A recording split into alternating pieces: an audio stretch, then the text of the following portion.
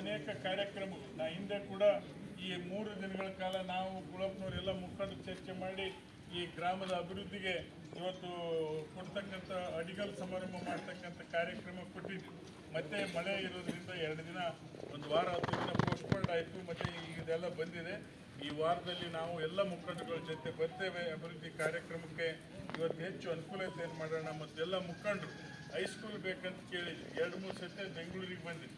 ಇವತ್ತು ಹೈಸ್ಕೂಲು ನಿಮಗೆ ಮಾಡಿಕೊಡ್ತಕ್ಕಂಥ ಕೆಲಸ ಇವತ್ತು ನಾವು ಎಲ್ಲ ಜನಪ್ರತಿನಿಧಿಗಳು ಸೇರಿ ಕೆರೆ ತುಂಬಿಸ್ತಕ್ಕಂಥ ಯೋಜನೆ ಮಾಡಿದ್ದೀವಿ.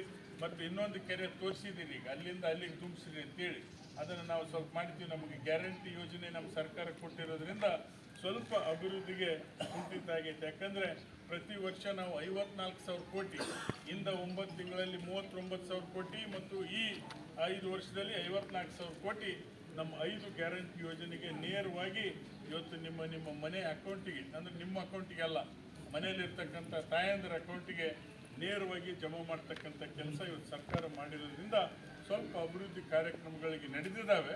ಆದರೆ ಸ್ವಲ್ಪ ತಡವಾಗಿ ಆಗ್ತಾ ಇದ್ದಾವೆ. ಅದನ್ನು ಕೂಡ ನೆರವೇರಿಸೋಣ ಅಂತಕ್ಕಂಥ ಮಾತನ್ನು ಹೇಳಿ ಈಗಾಗಲೇ